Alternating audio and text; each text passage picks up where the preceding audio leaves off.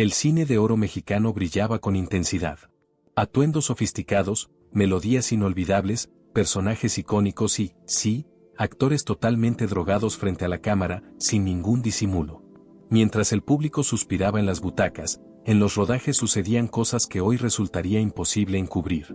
Intérpretes que aparecían con la botella en la mano, otros que solicitaban su dosis antes de filmar y algunos más que solo respondían bajo el efecto de píldoras que nadie se atrevía a cuestionar. Los directores lo sabían, por supuesto. Lo toleraban también, porque si el actor cumplía, nadie indagaba de dónde provenía tanta energía. Hoy, en nuestro canal Cine de Oro Mexicano, rescatamos los archivos olvidados para revelarte a los artistas que llegaron bajo el influjo de sustancias prohibidas a los estudios de grabación. Suscríbete si disfrutas conocer lo que el tiempo trató de enterrar, porque esta narración apenas empieza. ¿Estás preparado? Arranquemos. Germán Valdés, mejor identificado como Tintán, fue la esencia del pachuco, el genio de la comicidad, el monarca del doble sentido y la improvisación. Su simpatía era arrolladora, su ingenio, inigualable, pero también fue, según numerosos testimonios de quienes convivieron con él de cerca, uno de los actores más imprevisibles del cine de oro, un hombre cuya grandeza con frecuencia se veía opacada por sus excesos. Tintán no solo bebía, el licor era una constante en su existencia, pero no la única.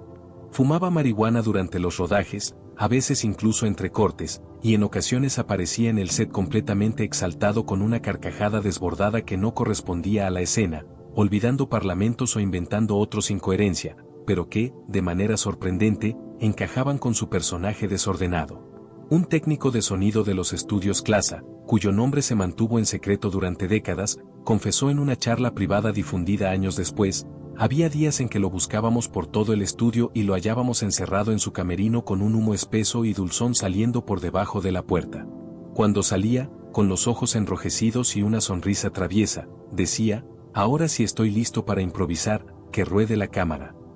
El director, resignado o tal vez fascinado por su espontaneidad, simplemente ordenaba encender la cámara y esperaba el milagro. Durante la filmación de la emblemática cinta El Rey del Barrio, hay una escena en particular donde Tintán aparece con la vista perdida, tambaleándose levemente y murmurando frases en un inglés inentendible. La cámara lo sigue y el público lo asume como parte de su papel excéntrico. Pero la dura realidad es que no estaba interpretando un rol, estaba realmente drogado, luchando por mantenerse de pie y recordar dónde estaba. Su talento era tan descomunal, su capacidad de improvisar tan natural, que incluso en ese estado alterado lograba entregar escenas memorables cargadas de una energía que, aunque artificial, resultaba hipnótica para los espectadores. Los directores lo sabían, los productores también, pero nadie lo frenaba. La taquilla era lo único que contaba. Si sobrio ya era deslumbrante, bajo los efectos era un verdadero genio maldito, solía comentar un camarógrafo veterano con una mezcla de respeto y alarma. El problema, el verdadero conflicto, estalló cuando la marihuana dejó de bastar para Tintán. En la década de los 60, su ansia de evasión lo llevó a probar con píldoras para mantenerse despierto durante las extensas jornadas, combinadas de manera peligrosa con licor. El resultado fue desastroso. Escenas filmadas con carcajadas desmedidas que se transformaban en llanto, movimientos descoordinados que rompían con la coreografía y momentos en los que simplemente quedaba con la mirada perdida, ausente, mientras el resto de los actores improvisaba con desesperación para cubrirlo y evitar que la secuencia se viniera abajo. Y aún así, el público lo idolatraba, lo aclamaba, lo consideraba un genio, porque nadie sospechaba que detrás de cada risa que provocaba había un hombre batallando por mantenerse de pie, por sostener un personaje que se desmoronaba con cada dosis. Y los directores, con la atención fija en el calendario de rodaje y en el presupuesto, continuaban grabando, alimentando el ciclo de autodestrucción. Luis Aguilar fue emblema de alegría, virilidad y juerga en el cine de oro. Lo apodaban el Gallo Giro por su estilo campechano, su voz recia y su actitud audaz, siempre dispuesto para el canto, el chascarrillo y la aventura. Siempre tenía una sonrisa lista para el lente, un comentario ocurrente, una energía que parecía no agotarse nunca.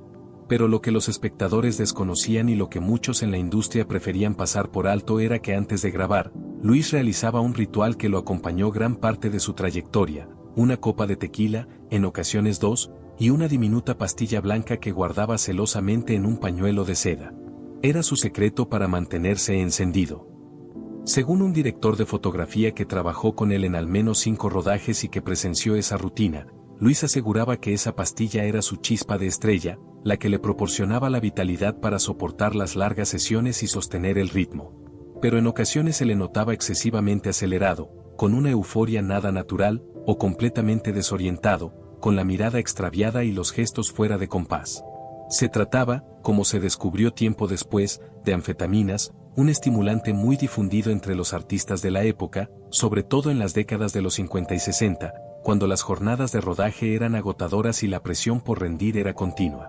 El verdadero conflicto surgió de la combinación explosiva de estas anfetaminas con el alcohol, lo cual le provocaba cambios emocionales radicales. Pasaba de una euforia desenfrenada a una agresividad verbal en cuestión de segundos, dejando al equipo en tensión. En una ocasión, durante el rodaje de una película de acción en la que debía mostrarse intrépido, Luis, en un arranque de rabia inexplicable, lanzó una pistola de utilería y gritó, «Fuera de guión. Ya estoy cansado de actuar con fantasmas. Quiero una escena con vida. Necesito sentir la adrenalina». Los técnicos lo sabían, el director también, pero nadie lo detuvo. Por el contrario, el realizador de muchas de sus cintas, en un acto de complicidad o resignación, lo excusaba diciendo, «Luis es así. Su energía no es falsa, es artística, es su método». Durante una filmación nocturna, en el punto culminante de una secuencia, el equipo se detuvo de golpe porque Luis no podía fijar la vista en su compañero de escena. Parecía observar luces inexistentes, persiguiendo sombras que no estaban allí. El productor, preocupado, ordenó interrumpir el rodaje, pero Luis, con una mezcla de orgullo y desesperación, pidió 5 minutos en su camerino. Cuando volvió, para sorpresa de todos, interpretó una ranchera con una voz impecable y una sonrisa radiante, como si nada hubiera ocurrido. Era un ídolo del pueblo, un hombre que representaba la alegría y la vitalidad, pero muchos de sus instantes memorables en pantalla estaban sostenidos por una mezcla peligrosa de sustancias, alcohol y el silencio cómplice de una industria que lo exprimía hasta el extremo. Ramón Gay fue uno de los rostros más atractivos, distinguidos y misteriosos del cine de oro. Alto, elegante, con una voz grave y modales refinados, resultaba magnético. Era el tipo de hombre que, con solo aparecer en escena y regalar una mirada o una sonrisa discreta, tenía al público, especialmente al femenino, rendido a sus pies. Su imagen era la de un hombre seguro, dueño de sí mismo. Pero lo que los espectadores desconocían, lo que se ocultaba tras esa fachada perfecta, era que Ramón padecía un miedo casi incontrolable a las escenas románticas. Y no hablamos de desnudos inexistentes en esa época, sino de algo tan común como un beso apasionado o una caricia tierna frente a la cámara, momentos que para él resultaban una tortura. Un director que trabajó con él en 3 producciones y que fue testigo de su peculiar ansiedad relató años después, Ramón tenía una costumbre extraña, casi un ritual. Cuando se acercaba a una escena de beso, pedía estar solo 10 minutos sin interrupciones. Luego volvía más calmado, con la tensión visiblemente reducida y con un olor a alcohol mezclado con algo más, un aroma dulzón y medicinal. Ese algo más era, según un apuntador que lo conocía de cerca, un tónico con tranquilizantes suaves combinado con coñac o whisky. Era su valor líquido para enfrentar el pánico. Lo ingería, decía, para calmar los nervios que lo dominaban. Pero con el tiempo, su organismo empezó a depender de esa mezcla, incluso para las escenas más sencillas de contacto físico. Durante la filmación de un drama, en una escena clave donde debía besar a la protagonista con intensidad, su dependencia quedó dolorosamente al descubierto. La toma tuvo que repetirse 5 veces ante la frustración del equipo y de la actriz, porque Ramón no lograba mantener los ojos abiertos. Su mirada se perdía, su cuerpo estaba pesado, completamente sedado. La actriz, visiblemente irritada por la falta de profesionalismo, se quejó con el director, pero este, en vez de enfrentar la situación, respondió con una frase que se volvió tristemente célebre en el set: «Déjalo hacer su ritual, si no, no funciona. No podemos avanzar». Esa sentencia se repitió tantas veces que en los foros de filmación comenzaron a apodarlo, entre burla y compasión, el galán de los 10 minutos. Nadie se atrevía a hablar abiertamente de su dependencia ni del temor que lo consumía. Porque el resultado en pantalla seguía siendo convincente, porque su imagen pública, la del hombre perfecto, no debía mancharse bajo ninguna circunstancia. Pero muchos sabían que Ramón Gay no estaba actuando por completo. Simplemente intentaba sobrevivir a sus escenas, cumplir con su papel sin desvanecerse del miedo, sin que la ansiedad lo inmovilizara. Y mientras más fama alcanzaba, mientras más presiones recaían sobre él, más necesitaba de ese valor líquido para no mostrar que detrás del galán impecable existía un hombre roto, vulnerable, atrapado en su propia fragilidad. Arturo de Córdoba representaba la imagen del hombre atormentado, el galán intelectual, el amante posesivo, el pensador de mirada intensa y extraviada. Sus papeles hablaban de celos, culpa, deseo reprimido, pasiones oscuras y tormentos internos. Lo curioso, lo que nadie se atrevió a señalar en su momento, es que no fingía tanto como parecía. En muchas de sus escenas más dramáticas, la emoción que transmitía era reflejo de una realidad dolorosa. Fuera del foro, Arturo era reservado, meticuloso, perfeccionista hasta el límite y también, según testimonios de técnicos de confianza y asistentes de dirección, dependía de pequeñas dosis de morfina que utilizaba para desconectarse del mundo y sumergirse en su personaje antes de rodar. Un apuntador que trabajó con él en la obra maestra de Buñuel confesó años más tarde, cuando el miedo al escándalo se había disipado, siempre pedía 10 minutos antes de entrar al set. Decía que necesitaba conectar con la oscuridad del personaje, pero todos sabíamos que ese era el momento en que se inyectaba. Ese era su ritual para entrar en el delirio. Arturo no usaba cualquier sustancia. Era riguroso incluso en su adicción, solo confiaba en fórmulas elaboradas por médicos privados que le aseguraban discreción, control y efectos específicos para alcanzar el estado emocional que exigían sus papeles.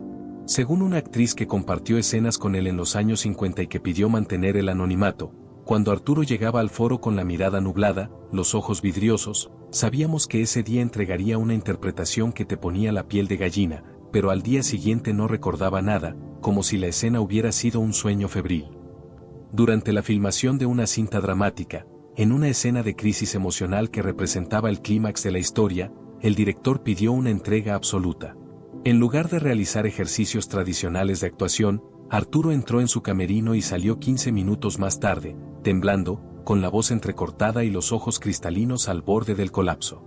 El resultado en pantalla fue aplaudido por la crítica y el público. Fue considerada una de sus actuaciones más magistrales, pero uno de los camarógrafos, con la voz cargada de tristeza, comentó: «Eso no fue actuación, fue delirio puro, un hombre al borde del abismo». Y nadie lo dijo en voz alta, nadie lo frenó. Con el paso de los años, Arturo empezó a depender de la sustancia incluso para entrevistas y apariciones públicas. Algunos periodistas notaban que hablaba más despacio, que perdía el hilo de sus frases o que su mirada se ausentaba por instantes, pero lo atribuían a su supuesta profundidad intelectual o a su carácter introspectivo. Nunca protagonizó un escándalo, jamás fue denunciado, pero su legado actoral, esas escenas donde el dolor era tan palpable, tan real, lo era tanto como el veneno que lo provocaba. Un sacrificio silencioso en el altar del arte y de la adicción. Pedro Armendáriz fue uno de los actores más sólidos, imponentes y respetados del cine de oro, siempre con el ceño fruncido, el porte firme, la mirada severa que proyectaba autoridad y una masculinidad inquebrantable. Era el hombre fuerte, el hacendado justo, el revolucionario incansable, el símbolo de la virilidad mexicana. Su presencia llenaba la pantalla y su estoicismo era parte de su leyenda. Pero lo que el público y buena parte de la industria desconocía era que Pedro arrastraba una condición crónica, un dolor físico constante y atroz que lo atormentó durante años, producto de antiguas lesiones y una salud que se deterioraba en silencio. Para poder seguir actuando, para soportar las exigencias de los rodajes y conservar esa imagen de fortaleza, dependía de barbitúricos y medicamentos ansiolíticos que le permitían continuar.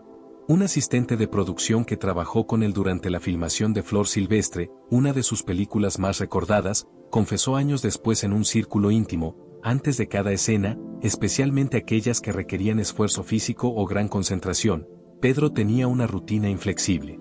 Tomaba 2 pastillas, se sentaba en silencio, cerraba los ojos 10 minutos como si meditara.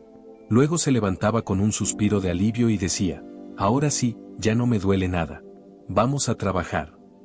Pero ese «ya no me duele nada» era una mentira piadosa, una tregua química con su propio cuerpo. Con el tiempo, la dependencia se volvió peligrosa, un conflicto creciente que terminó por afectar su desempeño. Algunos compañeros lo notaban desubicado en el set, moviéndose con una rigidez extraña o hablando más despacio de lo habitual, como si sus palabras se arrastraran. Durante la filmación de una cinta de época, en una escena de diálogo esencial, Pedro llegó a confundir los nombres de los personajes, llamando a la actriz principal por el nombre de otra colega, y repitió 5 veces una escena en la que únicamente debía caminar y saludar, incapaz de coordinar sus movimientos. El director, consciente de lo que ocurría, en lugar de detener la grabación o buscar ayuda para el actor, lo excusó frente al equipo diciendo, está en personaje, es la tensión de su rol, la intensidad que le imprime. Pero no era interpretación, era el efecto innegable de las pastillas, nublando su mente y entorpeciendo su cuerpo. Lo más inquietante y el punto culminante de su lucha silenciosa sucedió en una película de acción donde debía cabalgar a gran velocidad, una secuencia que exigía precisión y control. Pedro se negó a ensayar, algo poco común en él, y en la primera toma, para horror de todos, se desplomó del caballo de manera estrepitosa. No fue por un fallo técnico ni por un tropiezo del animal, sino porque estaba bajo los efectos de los fármacos. Sus reflejos, anulados por la medicación.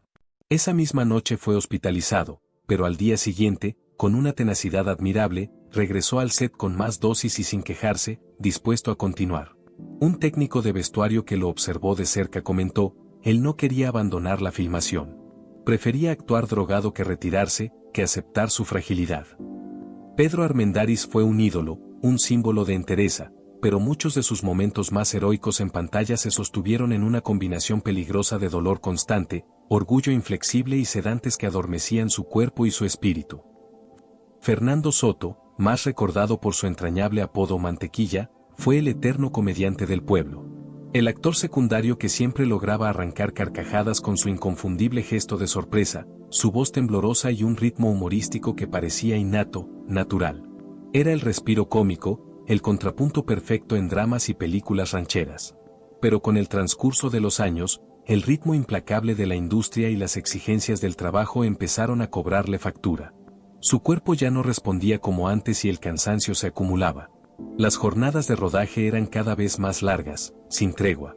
Para mantenerse en pie, para cumplir con su saturada agenda de filmaciones, funciones nocturnas y presentaciones en cabarets, según confesaron varios compañeros de rodaje, Mantequilla comenzó a recurrir a sedantes recetados, pastillas que le ayudaban a controlar los temblores nerviosos, la ansiedad y el insomnio crónico que lo consumía.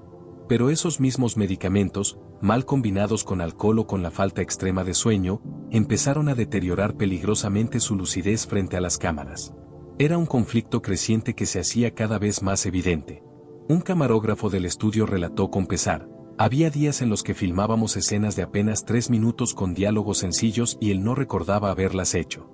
Tenía que verlas en el monitor y con expresión de genuina confusión preguntaba, ¿eso lo dije yo, cuando grabamos esto? Durante el rodaje de una comedia ranchera, en una escena donde Mantequilla debía interactuar con varios actores en una cantina bulliciosa, el punto álgido de su desconexión quedó al descubierto. En plena toma, con la cámara en marcha, simplemente se quedó mirando al vacío con una expresión ausente y repitió la misma línea 3 veces sin darse cuenta. El director, con un suspiro de frustración, gritó, «¡Corte!», y él, totalmente desorientado, preguntó, «¿Ya empezamos? Es mi turno». Los sedantes lo mantenían calmado, sí, pero también lo desconectaban peligrosamente de la realidad, de la escena y de sí mismo. Y aunque muchos en el set lo notaban lento, torpe, adormilado, con la mirada perdida, nadie decía nada porque era Mantequilla, el querido comediante, y porque su nombre aún llenaba salas, garantizaba risas. Eso era lo único que importaba.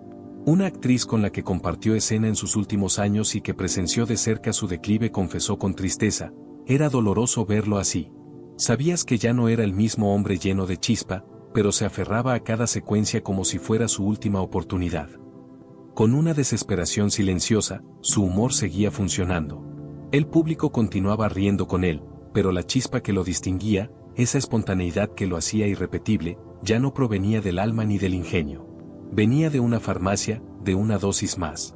Y lo más desgarrador era entender que todos lo sabían, que observaban su deterioro y aún así lo seguían grabando, exprimiendo su talento hasta el último suspiro. Claudio Brock, uno de los intérpretes más enigmáticos y elegantes del cine mexicano, fue célebre por su porte distinguido y su mirada impenetrable. Su carrera lo llevó a trabajar con directores de gran prestigio, incluso internacionales, y a ser considerado un actor de culto, dueño de un magnetismo extraño y casi hipnótico. Pero detrás de aquella máscara de autocontrol, había un hombre que luchaba con una ansiedad silenciosa, tan profunda que lo obligaba a recurrir con frecuencia a tranquilizantes que guardaba en un frasco oscuro, siempre cerca de él. Un asistente de dirección que colaboró en varias de sus películas recordó años después: antes de cada escena se encerraba en su camerino, fumaba un cigarrillo y tomaba una cápsula con absoluta calma.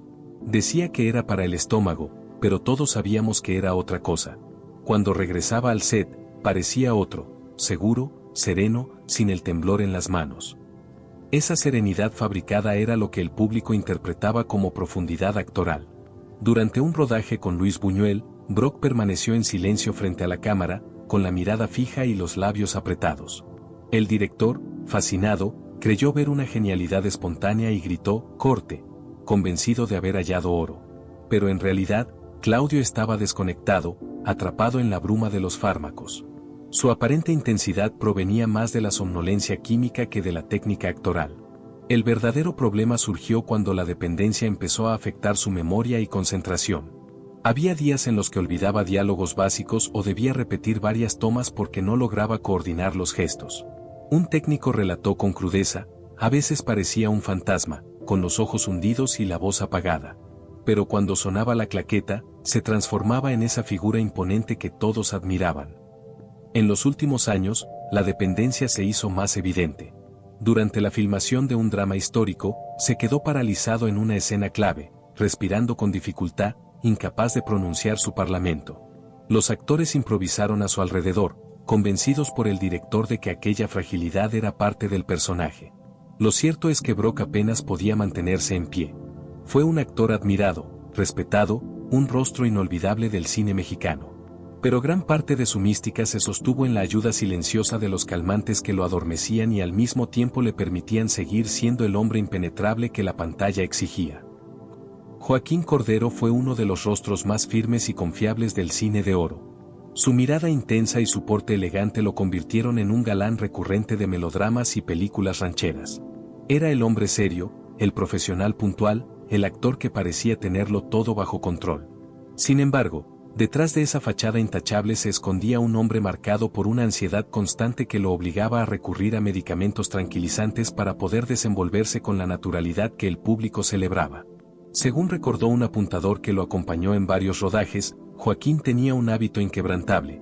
Minutos antes de cada escena se retiraba discretamente a su camerino, bebía un trago pequeño de coñac y, con absoluta precisión, ingería una pastilla diminuta que guardaba en una cajita metálica. Cuando volvía al set, su semblante cambiaba por completo. De un rostro tenso y sudoroso pasaba a una expresión calmada y segura, lista para las cámaras.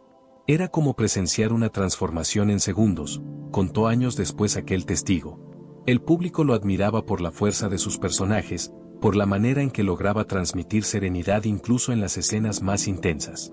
Lo que pocos sabían era que esa calma estaba sostenida químicamente.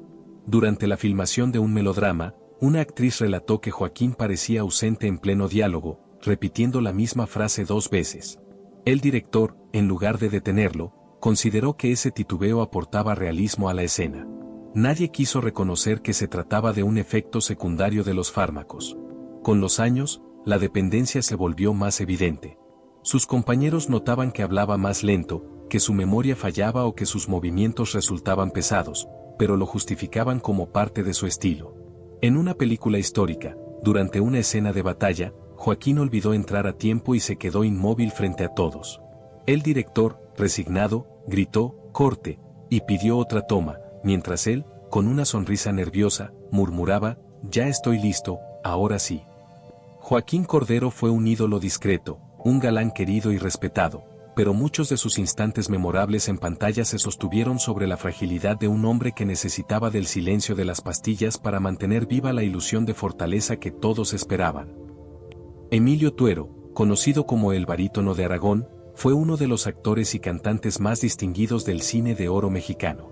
Su voz profunda y melodiosa, su elegancia natural y su porte aristocrático lo convirtieron en un referente de sofisticación, el hombre que siempre aparecía impecable, dueño de sí mismo, capaz de conquistar a cualquier audiencia con una sola nota o una mirada cargada de solemnidad.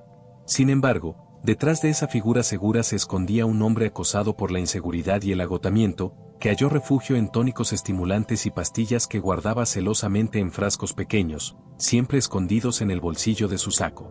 Un maquillista que lo conoció de cerca relató años después: antes de subir al set o de entrar a un escenario, Emilio bebía un trago de un elixir oscuro que decía era para la garganta, pero lo acompañaba con una pastilla diminuta que se disolvía bajo la lengua. Minutos después, parecía transformarse: de un hombre nervioso y taciturno pasaba a un caballero seguro, con una sonrisa impecable y una energía que parecía no agotarse jamás. Esa dualidad lo acompañó gran parte de su carrera. Durante la filmación de un melodrama romántico, Tuero protagonizó una escena en la que debía interpretar una canción apasionada frente a la protagonista. En la primera toma, su voz temblaba y su respiración era corta. Tras pedir unos minutos, volvió con el rostro más firme y la voz tan potente que el director, convencido de haber presenciado un momento mágico, ordenó guardar la toma como definitiva. Lo que ignoraba era que Emilio acababa de ingerir una combinación de tónicos y estimulantes para alcanzar ese estado de aparente perfección. Con el paso del tiempo, su dependencia se volvió más notoria. En ocasiones olvidaba fragmentos de diálogos sencillos o perdía el compás en sus canciones, obligando al equipo a repetir tomas enteras.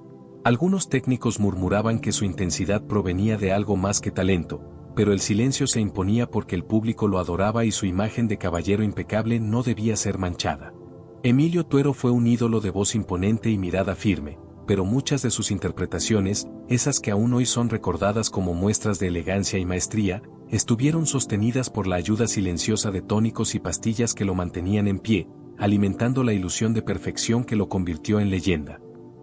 Roberto Cañedo fue uno de los intérpretes más sólidos del cine de oro, un actor de temple sereno, de voz grave y de rostro imponente que transmitía nobleza, firmeza y una intensidad contenida que lo distinguió en dramas y películas históricas. Su profesionalismo era admirado por todos. Llegaba puntual, aprendía sus diálogos al detalle y rara vez levantaba la voz fuera del set. Pero lo que pocos conocían era que desde joven arrastraba un problema de salud cardíaco que lo obligaba a depender de medicación diaria, un recurso que con el tiempo se transformó en una dependencia más profunda de lo que nadie quiso admitir. Un asistente de producción relató que, antes de filmar escenas de gran tensión o aquellas que requerían esfuerzo físico, Roberto pedía un receso breve. Se encerraba en su camerino, abría una pequeña caja metálica y sacaba una pastilla que acompañaba con un sorbo de brandy. Decía que era medicina, que era por prescripción, pero todos sabíamos que esa mezcla no era del todo médica. Volvía más calmado, con el semblante firme, listo para trabajar como si nada pasara, recordó. Durante la filmación de un drama en los años 50, en una escena donde debía enfrentarse con dureza al protagonista, Cañedo comenzó a temblar visiblemente. El director gritó: «Corte», pero él pidió 5 minutos. Regresó más estable, con la mirada fija y una voz imponente que hizo aplaudir a todo el set. Sin embargo, lo que se interpretó como temple era, en realidad, el efecto inmediato de la medicación y el alcohol que consumía para disimular su fragilidad. Con el tiempo, su dependencia se volvió más evidente. Había jornadas en que olvidaba diálogos básicos o se quedaba inmóvil frente a cámara, como si su mente se desconectara por segundos. Algunos lo atribuían al cansancio, otros a su estilo pausado, pero los más cercanos sabían la verdad. Una actriz que compartió escenas con él confesó años después: «Roberto era un hombre íntegro, pero muchas veces lo veías luchar contra sí mismo. Te daba ternura y respeto a la vez». Roberto Cañedo dejó un legado de profesionalismo y entrega, pero gran parte de esa fortaleza que el público admiró estuvo sostenida por la ayuda silenciosa de los fármacos que lo mantenían en pie, disfrazando una vulnerabilidad que jamás quiso mostrar. Carlos López Moctezuma fue durante décadas el rostro del miedo, la autoridad y la crueldad en el cine de oro mexicano. Su sola aparición en pantalla imponía respeto. Su mirada penetrante y casi glacial generaba tensión.